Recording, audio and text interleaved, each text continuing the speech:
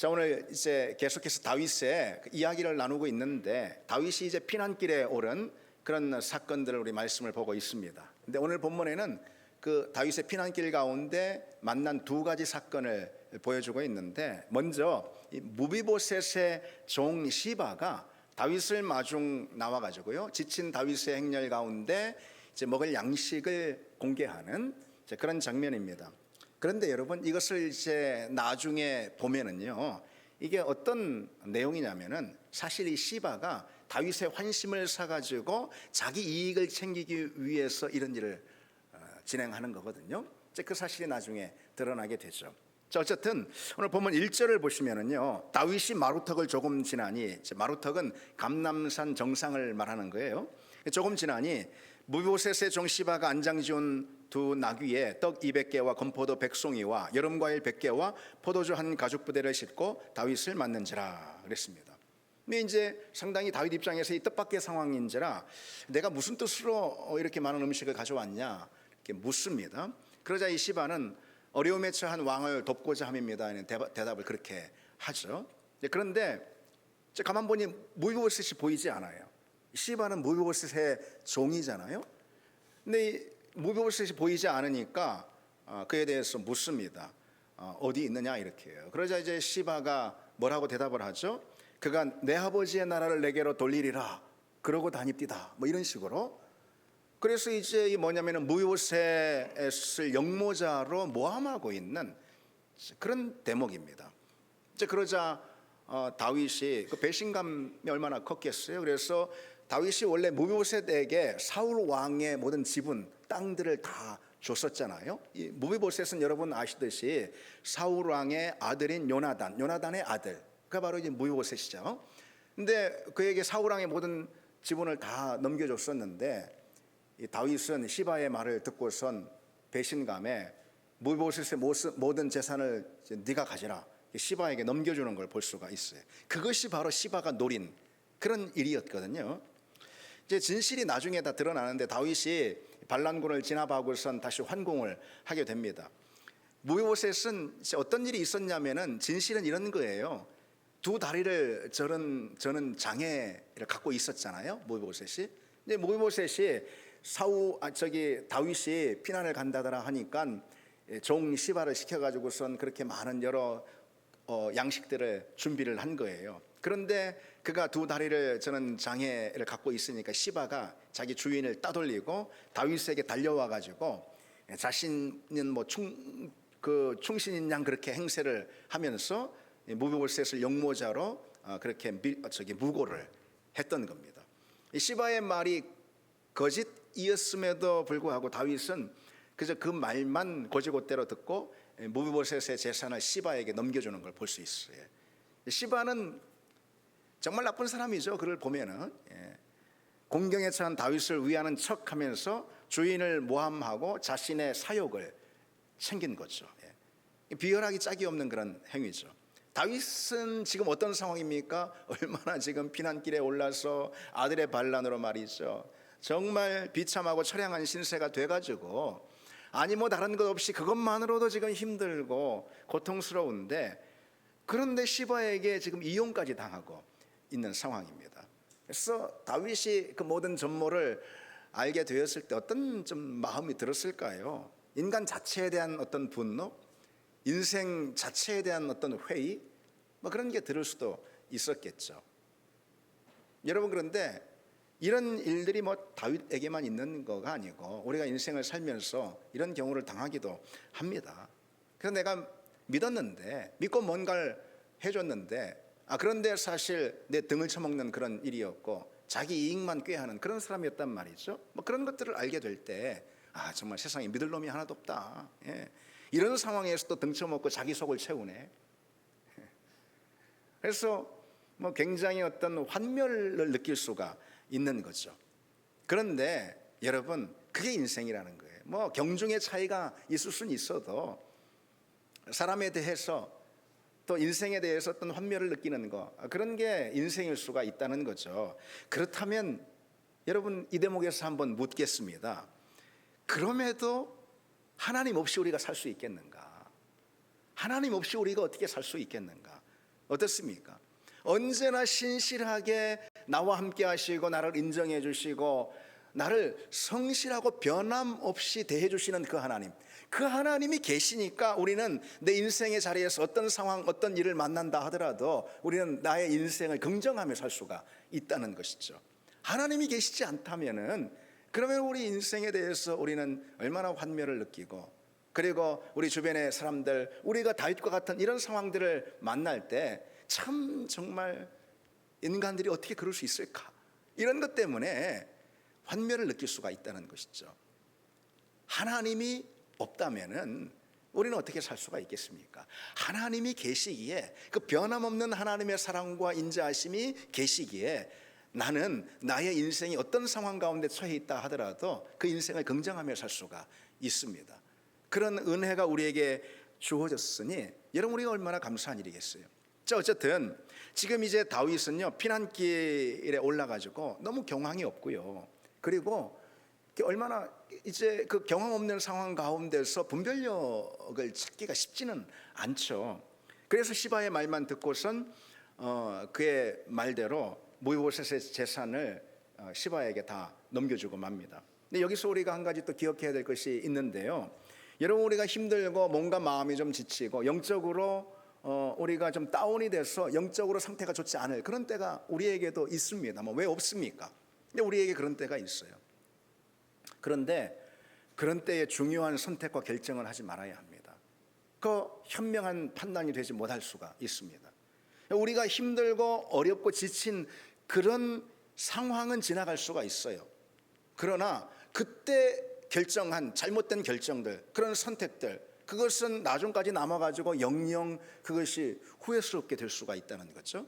그래서 여러분, 우리가 힘들고 지칠 때, 그리고 영적으로 좀 우리가 다운이 되어 있을 때, 그럴 때는 중요한 결정하는 것이 아닙니다. 우리가 영적으로 집중력을 가지고 하나님 앞에 우리가 든든히 설 그때에 중요한 결정을 해야 한다는 거죠. 자, 계속해서 이 본문을 보시면은 다윗의 그 행렬이 더 진행을 합니다. 그래서 감람산 동쪽으로 한 4km 정도 떨어진 바후림이라는 곳에 이르게 됩니다. 그런데 그때 갑자기 이 시므이라는 사울 왕의 친족이 저 산등성이에 나타나 가지고요, 다윗을 향해서 막 저주를 퍼붓고 욕설을 하게 됩니다. 본문 5절에서 6절인데요. 다윗 왕이 바후림에 이름에 거기서 사울의 친족 한 사람이 나오니 게라의 아들이요, 이름은 시므이라. 그가 나오면서 계속하여 저주하고 또 다윗과 다윗 왕의 모든 신하들을 향하여 돌을 던지니 그때의 모든 백성과 용사들은 다 왕의 좌우에 있더라 그랬습니다. 시므이가 갑자기 등장해가지고, 이 사람은 이제 사울 친족인데 뭐라고 다윗을 계속 욕을 하죠? 7절에 보면은 피 흘린 자여, 사악한 자여, 가거라 가거라, 그러면서 다윗의 행렬을 계속 따라붙으며 욕을 하는 거예요. 이 시므이는 먼저 다윗을 향해서 피 흘린 자라 그럽니다.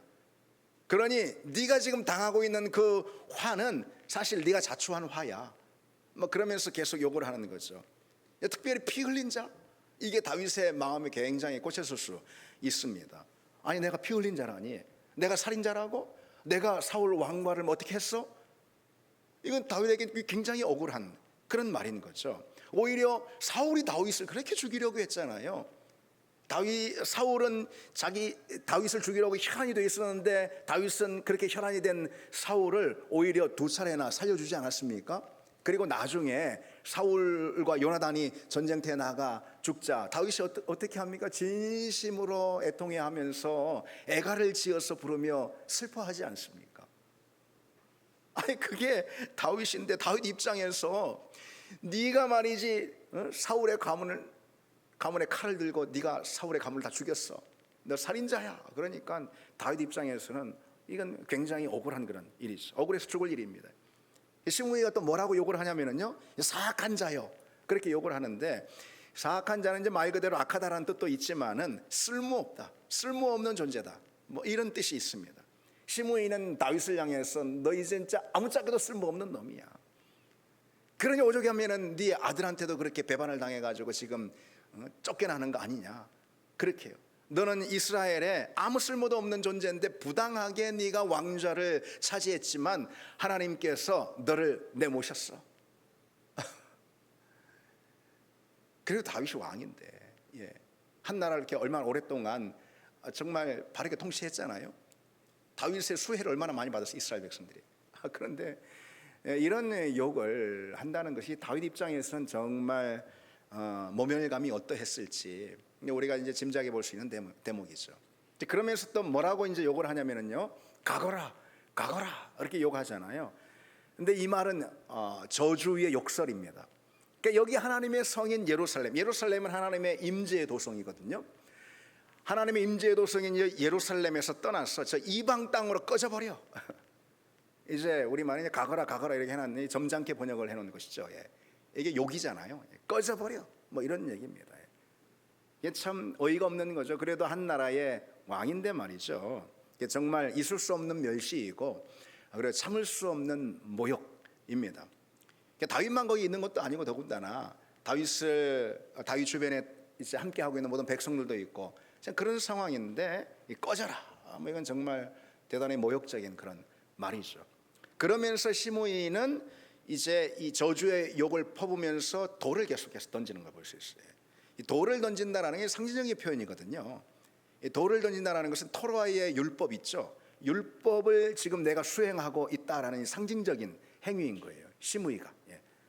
율법을 어긴 자들, 다시 말해서 하나님의 신성을 모독하고 우상 숭배를 하고 간음을 하고 뭐 등등 그래가지고선 하나님의 백성의 공동체를 위기에 빠뜨린 그런 사람들을 처형할 때 어떻게 합니까? 돌로 쳐서 죽였어요.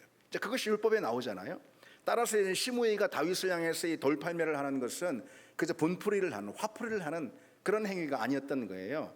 율법의 말씀대로 너는 돌에 맞아 죽어 마땅한데 내가 그것을 지금 시연하고 있는 거야. 이런 태도인 것이죠. 여러분 어떻습니까? 지금 다윗의 인생에서 가장 힘든 순간을 지나고 있습니다. 가장 힘든 순간이에요.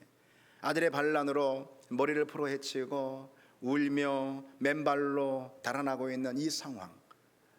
여러분 뭐 왕이면 다예요? 아들의 반란이에요. 걔 목숨을 부지하려고 그냥 급박하게 뛰쳐나와서 머리를 풀고 맨발로 다 울며 나가고 있는, 도망하고 있는 이 다윗의 상황. 여러분 이보다 더 비참한 일이 또 있겠습니까? 그런데 시므이는 다윗을 향해 욕설과 저주를 퍼부어서 그런 다윗을 훨씬 더 비참하게 만들고 있어요. 그래서 보다 못한 다윗의 장군 아비새가 발끈해가지고선 폭발해가지고요, 이 죽은 개 같은 저놈을 내가 단칼에 베겠습니다. 그럽니다. 그러나 다윗은 만류하며 일절 그 시므이의 욕설에 그 저주에 대응하지 않습니다. 그리고 시므이의 욕설이 들리지 않는 곳까지 멀리까지 가는 걸 볼 수 있어요. 압살롬의 반역으로 이 피난길에 오르는 사건은 다윗의 생애에서 말씀드린 대로 가장 비극적인 그런 사건입니다. 누가 봐도 다윗의 인생이 완전 끝난 것 같아 보여요. 그래서 당시 주변의 많은 사람들이 다윗하고 손절을 하고 그리고 압살롬의 편에 서는 것을 볼 수 있잖아요. 그런데 다윗의 그 상처를 후비고 고통을 더하는 사람들이 오늘 본문에 연이어 등장하고 있는 거죠. 환난을 만난 다윗을 이용해서 자기 사욕을 챙기려 하는 이 시바와 같은, 시바 발음을 조심해야 돼요. 시바와 같은 이런 사람, 안 그래도 고통스러운데 고통스러운 그 마음 상처에 소금을 뿌리는 더 고통스럽게 하는 시므이와 같은 그런 사람, 이런 사람들이 나옵니다. 여러분 우리가요, 사람이요, 때로 보면은 되게 강한 것 같아. 엄청 강한 것 같이 보여요. 뭐 몸이든 마음이든. 그런데 여러분 그렇게 약할 수가 없어요. 약하기 그지없어요. 먼저 몸을 한번 보세요. 우리 몸이 여러분 얼마나 약한지 모릅니다. 아니 길을 가다가 그 연한 풀에 이렇게 그냥 손 스쳐도 손이 뵭니다. 손을 베게 돼요. 그게 약해요. 그리고 뭐 조금 상한 거 뭐 먹어도요 금방 이제 탈이 나고 그럽니다. 정말 우리가 약한 걸 볼 수 있어요. 그런데 우리 마음은 그보다 훨씬 더 약합니다. 누가 나를 조금만 뭐라 해도 그냥 속이 상해가지고선 밥이 넘어가지가 않아요. 아니 누가 나를 조금 오해만 해도요 밤에 잠이 오질 않아요. 마음이 약해요. 사람들 마음이. 예. 근데 다윗을 보세요. 이 정도면은 이건 뭐 소위 말해서 이 멘탈이 나가는 거 아니겠어요? 멘탈이 나가는 거. 왜 다윗이 버젓이 왕자에 탁 높은 왕자에 앉아 있을 때 누가 막 그렇게 욕을 하면은 뭐 그러면은 뭐 그러거나 말거나 뭐 이럴 수도 있는 건데, 지금 얼마나 비루한 처지가 되고 얼마나 힘든 그런 마음으로 지금 피난길에 오르고 있는데 그 상처를 후벼 파며, 그냥 다윗이 정말 그야말로 멘탈이 나가는 그런 상황이죠. 아니면은 분노가 치밀어서, 그래서 피난 행렬을 멈춰서 야야 잠깐만 좀 기다려봐야, 내가 아무리 피난길이 바빠도 저놈의 주둥이만큼은 내가 그냥 찢어놓고 가야 되겠다. 이렇게 분노가 치밀 수도 있는, 어찌 보면 그게 정상 아니겠습니까? 이런 상황 가운데. 그러나 다윗이 누굽니까? 여러분, 다윗이 누굽니까? 오늘 본문이 우리에게 가르쳐주고 있는 다윗은요, 하나님을 내면의 요새로 삼는 사람이에요. 하나님을 내면의 요새로 삼는 사람. 하나님을 내면의 요새로 삼는 사람은 외부의 공격에 무너지지 않습니다. 하나님을 내면의 요새로 삼는 사람은 뭐 누가 뭐라 비난하고 뭐라 해도 그것에 이렇게 매여서 연연하지 않습니다. 아니 여러분, 그가 나를 그렇게 비난한다 해서 내 존재 자체가 그런 존재는 아니잖아요. 그런데 이 생각을 누가 갖냐? 하나님을 내면의 요새로 삼는 사람이 그 생각을 가질 수가 있는 거예요. 그러니까 다윗은 일절 대응하지 않습니다. 그리고 분노하지도 절망하지도 않고 심지어 자기를 변호하거나 항변하지도 않습니다. 묵묵히 그 순간을 참고 견디며 지나갑니다. 그리고 오직 하나님만 바라고 하나님을 의지합니다. 그리고 이 모든 상황을 오직 하나님께만 다 맡겨드립니다. 그거는 말씀드린 대로 다윗이 이 순간 오직 하나님을 자기 내면의 요새로 삼고 있기 때문이에요. 하나님만이 나의 반석이시고 하나님이 나의 방패가 되시고 하나님이 나의 성루와 요새가 되십니다. 이게 다윗의 믿음입니다. 다윗은 그 믿음 안에서 이 모든 순간을 지나며 결국 하나님이 나를 회복시켜 주실 것이다 라고 이렇게 믿고 있는 거예요. 다윗이 지은 시편 가운데 시편 3편이 있습니다. 이 시편 3편은 이렇게 시작이 되거든요. 여호와여 나의 대적이 어찌 그리 많은지요, 일어나 나를 치는 자가 많으니이다. 그러면서 뭐라고 고백하냐면요, 여호와여 주는 나의 방패이시오, 나의 영광이시오, 나의 머리를 드시는 자니이다. 나의 머리를 든다, 이런 뜻이죠. 나를 세워주신다, 이런 겁니다. 이 시편 3편은 여러분 그 성경을 보시면 다윗이 압살롬을 피해 달아날 때 이렇게 적혀져 있을 거예요. 그런데 많은 주석학자들이 이 시편 3편의 배경은 오늘 본문의 배경이다, 이렇게 말하고 있습니다. 다윗이요, 사실 시편 3편뿐만 아니라 그의 많은 시에서 하나님을 그런 식으로 고백하는 것을 볼 수 있어요. 대표적으로 시편 18편인데 여러분 잘 아시는 내용일 거예요. 여호와는 나의 반석이시요 나의 요새이시요 나를 건지시는 이시요 나의 하나님이시요 내가 그 안에 피할 나의 바위이시요 나의 방패이시요 나의 구원의 뿌리시요 나의 산성이시로다. 뭐 계속해서 나의 반석이요 방패요 요새요 산성이요 반복하는데, 이거는 뭐 그 하나의 다 개별적인 어떤 특별한 의미가 있다기보다도 반복하면서 강조하는 거예요. 한마디로 하나님은 나의 요새가 되십니다. 뭐 이것을 이제 강조하는 것이죠. 하나님이 내 영혼의 반석이 되십니다.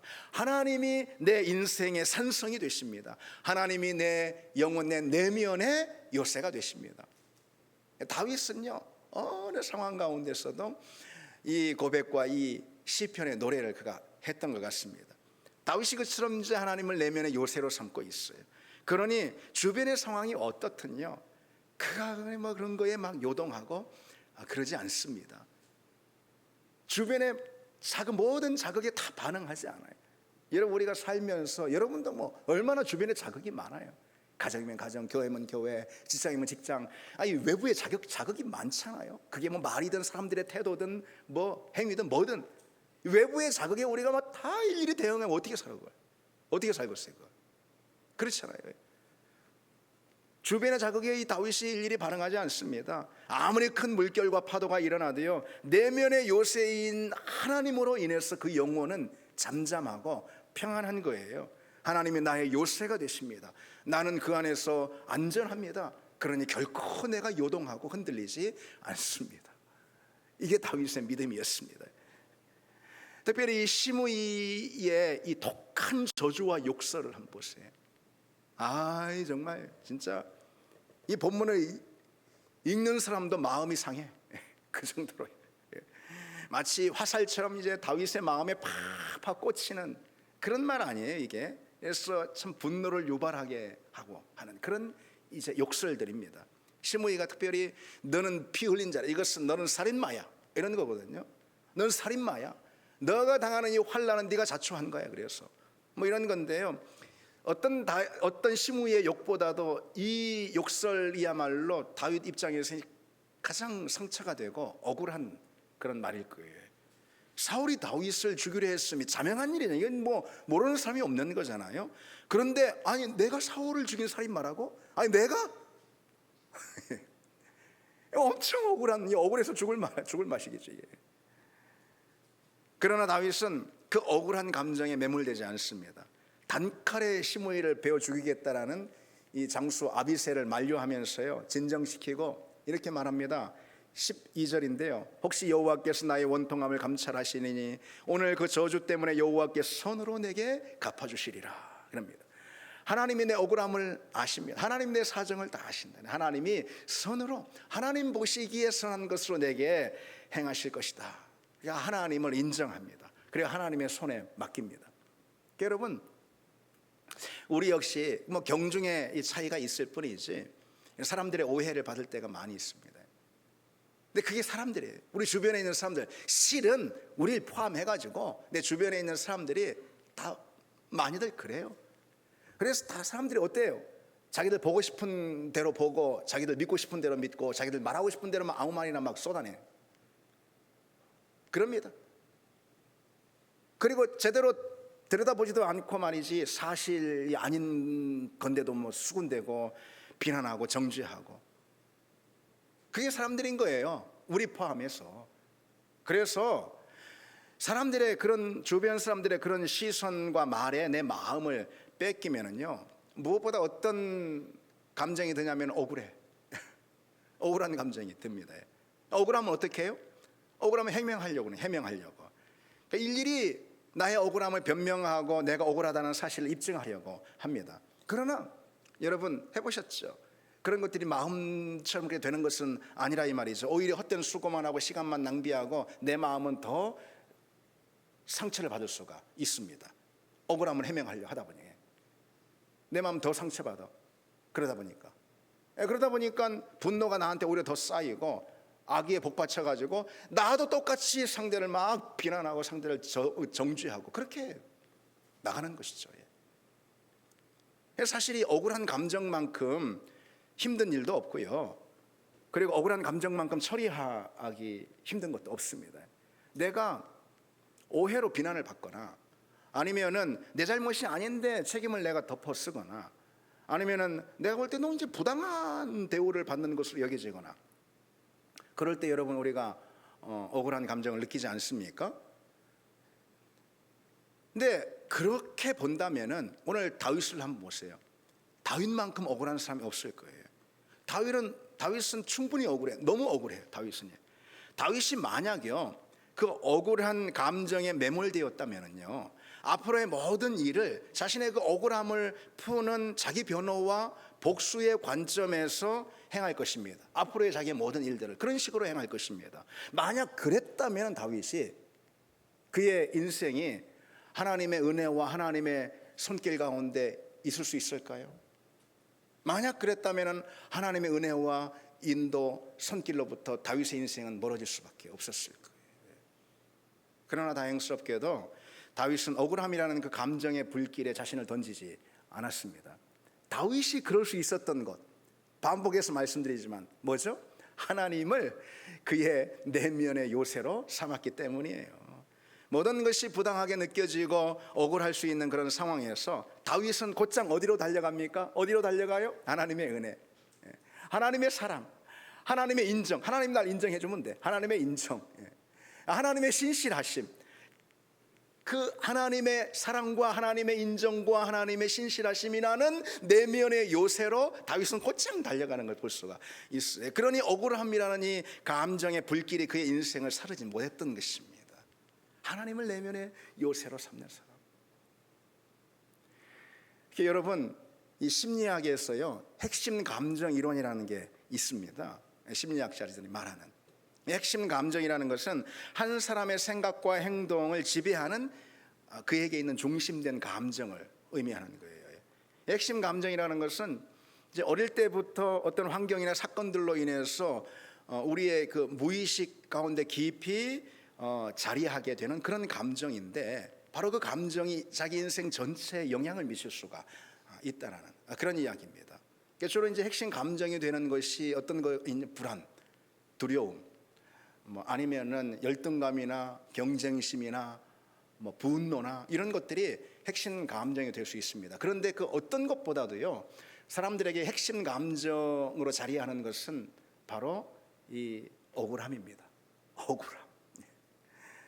억울한 감정은 약하게 드러날 때는 어떤 섭섭함이나 아니면은 서운함으로 나타날 때가 있습니다. 때로는 모든 게 부당하고 불공평하다라는 의식으로 이 억울함이 표출될 수가 있고요.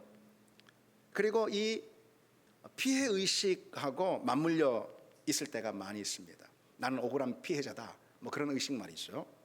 그런데 중요한 건 그런 이제 억울함이라는 거, 억울한 감정이라는 걸 우리에게 흔히 있을 수가 있는 건데, 여기서 중요한 건 그 억울함이라는 것이 나의 핵심 감정으로 자리 잡게 될 때 있잖아요.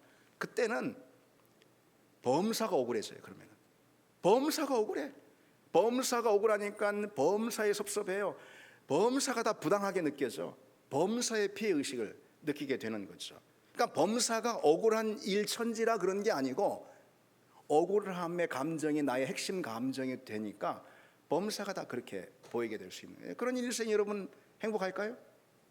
그런 인생이 불행한 인생이죠, 그 자체로요. 사실 그런데 이 억울함이라는 것은요 그렇게 쉽게 처리되는 감정은 아닐 수 있어요. 왜냐하면 이 억울함은 우리에게 깊이 내재해 있는 어떤, 말하자면 본성적인 감정이다, 이렇게 말할 수가 있습니다. 그런 것들을 알 수 있는 힌트를 말하자면은 이를테면 이런 거죠. 그 아이가 책상에 부딪혀가지고선 아파가지고선 울잖아요. 그렇게 울면은 부모가 달려가가지고 어떻게 그 아이를 달랩니까? 부딪힌 책상 모서리를 치면 떼치 그러면서 그 아이를 달래는 경우가 많아요. 근데 할머니들이 또 주로 더 많이 그렇게 해. 아니 책상이 뭐 어쨌다고? 지가 와가지고 부딪혀가지고 가만히 있는 책상에 부딪혀가지고 지가 다친 건데, 아이가 잘못해가지고 부딪힌 건데 책상 네가 잘못한 거야 그러면서 책상을 나무랍니다. 근데 왜 부모가 이런 식으로 할까요? 아이는 근데 그저 아프기만 한 게 아니야. 부딪혔어. 아이는 억울해. 물론 지가 잘못한 건데 근데 왠지 억울해. 아프기만 해서 우는 게 아니고 억울해서 운다 이 말이죠. 그 순간 부모가 책상을 혼내주니까 몸이 아픈 것은 어쩔 수 없지만 억울함이 풀려가지고 울음을 그치는 것이죠. 근데 여러분, 그런 양육법은 아이에게 그렇게 좋은 건 아닙니다. 책상에 부딪히면 어떻게 해야 되겠어요? 그러지 않도록 앞으로 부딪히지 않도록 교육을 잘 해야 되는 거 아니겠어요? 그런데 책상을 잡고 혼내면은 아이는 매사에 억울한 감정을 정당화하고 그리고 그걸 당연시할 수가 있게 되는 거죠. 자, 어쨌든 여러분, 이 사실이 우리에게 뭘 보여주는 걸까요? 억울한 만큼 우리 모두에게 자리하는 핵심 감정도 없다, 이걸 말해주는 거예요. 억울함이 핵심 감정으로 자리하면은 말씀드린 대로 범사의 억울함을 느끼고요. 그래서 범사를 억울함을 푸는 자리, 억울함을 푸는 기회로 삼는 경우가 또 많아요. 예를 들어서 옆집 애가 우리 집 유리창을 깼어요. 그러면은 유리창 값 10만 원만 배상 받으면 되는 거잖아요. 그런데 무슨 유리창 깼다고 청소비에 위자료 어떤 무슨 정신적 피해 어쩌고 해가지고 30만 원을 요구해. 뭐냐? 그런 사건을 억울한 일로 내가 받아들이고 억울함을 푸는 기회, 그런 자리로 삼는 것이죠. 우리 안에 있는 억울함이라는 감정은요, 매사를 다 그런 식으로 보게 만들어요. 결코 건강한 그런 태도가 될 수가 없죠. 나아갔어요, 이 억울함이 핵심 감정으로 자리하면은 억울한 감정이 인생 전체를 끌고 가는 걸 볼 수가 있어요. 그래서 불행해집니다. 그러니까 여러분, 한 가지 예로 그 2008년도에 이 사건을 기억하십니까? 숭례문에 누가 방화를 해가지고선 숭례문이 전소가 된 그런 사건이 있었어요. 바로 한 노인의 방화로 일어난 그런 사건인데요, 그 노인의 사연이 한 10년 전으로 거슬러 올라갑니다. 아파트 건설로 이 노인의 그 토지가 수용된 거예요. 아파트 건설을 막 대단히 하니까. 그런데 자신이 요구하는 금액보다 적은 토지 수용금을 받게 됐다 이 말이죠. 그래서 소송을 제기했는데 그 소송에서 패소하고요. 그 과정에서 자기 아내가 아이고 여보 이제 그냥 그 돈 받고 말아, 이렇게 하는 아내하고 막 대판 싸워가지고 그 아내하고 이혼을 또 했네. 그러니까 막 자기 인생이 막 너무 억울해. 막 나 억울해 죽겠어. 그래서 자기 억울함을 알린다고 숭례문에 불을 지른 건데요, 여러분, 제가 인터넷 찾아보니까 그 당시 기사를 보니까 숭례문 복원 비용으로 국민 혈세가 얼마나 든지 아십니까? 225억이나 들었더라고요. 225억. 예. 그렇게 큰 돈이 필요하면 숭례문 한 5개는 짓겠다는 생각이 드는데, 어쨌든 그런 일이 있는 거예요. 예. 이처럼 여러분이 억울함이라는 것은 자기 입장에만 매몰되게 하고 자기 주장만을 자꾸 강화시킵니다. 그리고 다른 사람 다 틀렸어, 나 빼고 다 문제 있어. 그런 게 자폐적인 사고거든요. 그런 거에 갇히게 됩니다. 그리고 끊임없이 자기를 위로하고 자기를 변호하려 하고, 그러기 위해서라면 어떤 행위라도 다 정당하다라고 그렇게 여기는 거예요. 그러니까 숭례문 불을 지르면서까지도 자기 억울함을 호소하려고 하는 거 아니겠어요? 그러나 여러분, 하나님을 내면의 요새로 삼는 사람, 오늘 주제, 하나님을 내면의 요새로 삼는 사람은 어떨까요? 어떨까요, 여러분? 억울한 감정에 매몰되지 않습니다. 물론 다른 모든 부정적인 감정에도 매몰되지 않습니다. 하나님을 내면의 요새로 삼는 사람은 구지구태여 뭐 이것을 다른 사람들에게 변명하려 하고 해명하려 하고, 사람들 앞에서 자신의 의와 결백을 증명하려 하고 굳이 그러지 않는다는 것이죠. 물론 할 수만 있으면 뭐 해도 되지만 그 자체가 나쁜 건 아닌데 굳이 그렇게 애써 하려 하지 않습니다. 왜일까요? 왜일까요? 누가 뭐라 해도 하나님이 날 아시니까, 누가 뭐라 해도 하나님이 날 인정하신다라는 것을 내가 믿으니까 그런 것입니다. 하나님을 나의 내면의 요새로 삼고 있는 사람은 누가 뭐라 해요, 누가 나를 뭐 비난하고 한다 해도, 누가 뭐 오해를 한다 하더라도 나는 나의 내면에 계신 하나님, 그 하나님의 요새로 피하는 거예요. 여러분, 만인이 다 인정해 주는데 하나님의 인정을 못 받으면 어떨까요? 만인에게 인정을 못 받지만 하나님은 날 아셔, 하나님은 날 인정해 주셔. 여러분, 우리 그리스도인은 그 삶을 선택한 사람들 아니겠습니까? 그 삶이야말로 여러분 복된 삶인 줄 믿습니다. 혹여 만인이 나를 인정하지 않고 나를 오해한다 하더라도, 그리고 나를 비난한다 하더라도, 내게 돌을 던진다 하더라도 하나님 앞에 내가 인정받고 하나님이 나를 사랑해 주시고 하나님이 나를 불러주시면은 여러분 그 인생이 복된 인생이고, 그리고 그런 인생을 선택한 사람들이 우리임을 믿습니다. 그래서 우리는 그 하나님, 내 내면에 계신 하나님의 요새로 인해서 우리는 잠잠할 수 있고 평안할 수가 있습니다. 하나님을 내면의 요새로 삼는 사람은요, 무고하게 억울한 일을 당해도 그래도 악을 악으로 갚지 않습니다. 로마서 12장에 악에게 지지 말고 선으로 악을 이기라 그러지 않았습니까? 내가 비록 억울하고 무고하다 하더라도 악을 악으로 갚지 않는다는 것이죠. 또한 하나님을 내면의 요새로 삼는 사람은 하나님의 신원을 믿습니다. 나의 모든 대적을 깎아내리시고, 그리고 나는 높여주실 것이다. 이게 신원이거든요. 그러니까 하나님의 신원을 믿는 거예요. 그래서 원수의 목전에서 내게 상을 베푸시리라 다윗이 고백하지 않습니까? 시편 23편에. 바로 그 사실을 믿습니다. 그게 그리고 다윗의 믿음입니다. 무엇보다 여러분 중요한 것은 하나님을 내면의 요새로 삼는 사람은 내가 하나님의 편에 있으므로, 그리고 하나님이 나의 편이 되어주심으로 만족합니다. 그게 전부예요. 그게 제일 중요해. 내가 하나님의 편에 서고 하나님이 나의 편이 되어주심, 이게 최고인 거예요. 이게 전부인 거예요. 그게 가장 중요합니다. 여러분, 이후에 이 다윗이 반란군을 다 진압하고 환궁을 합니다. 그때 이 시므이가 어떻게 할까요? 예루살렘에 있던 시므이가 어떻게 할까요? 시므이가 다윗을 그렇게 저주하고 욕했던 것은 뭘 믿고 그렇게 욕했을까요? 다윗이 이제 끝났어. 이제 압살롬이 정권을 잡을 거야. 그 확신 때문에 그렇게 한 거잖아요. 근데 웬걸 이게 어떻게 된 거예요? 다윗이 반란군을 다 진압하고 환궁을 하네. 이 시므이는 나 이제 죽었다 해가지고선 버선발로 뛰어나와가지고 다윗 앞에 엎드리는 걸 볼 수 있어요. 참 가관도 아니죠. 그 기가 막힌 상황을 보고 어이가 없어가지고 다윗의 장수 아비새가 다시 한번 저놈을 당장 죽이겠다고 막 난리가 납니다. 그때 다윗이 가만히 있어라. 다윗이 그러면서 시므이를 용서해주고 시므이를 돌려보내는 걸 볼 수 있어요. 그게 사무엘하 19장에 나옵니다. 여러분, 다윗이 왜 그렇게 할 수 있었을까요? 다윗은요, 저 시므이 같은 뭐 그런 사람을 내가 이겨가지고 시므이를 이긴 그런 사람으로 다윗이 기록되고 싶지 않았던 거예요. 다윗은 하나님의 사람이에요. 다윗은 하나님이 이스라엘의 왕으로 세워주신 하나님의 사람이에요. 다윗은 무엇으로 다만 기억되길 원했냐면 하나님의 사람으로, 하나님이 인정해 주시는 하나님의 마음에 합한 하나님의 사람으로 기억되기를 원했습니다.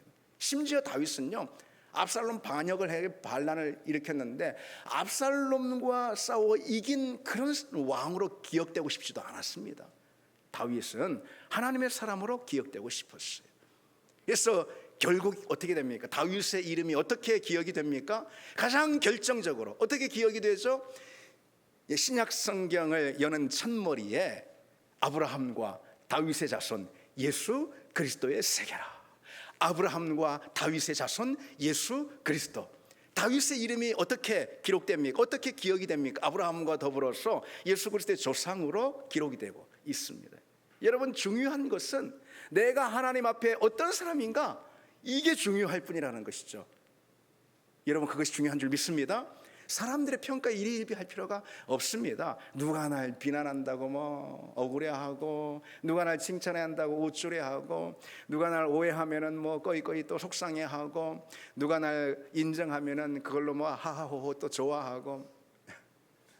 우리는 그런 사람이 아닙니다. 하나님의 사람으로 살면서 하나님의 사람으로 기억되는 그런 하나님의 종들이 다 되시기를 바랍니다. 이제 말씀 맺겠습니다. 다윗은 하나님을 내면의 요새로 삼았어요.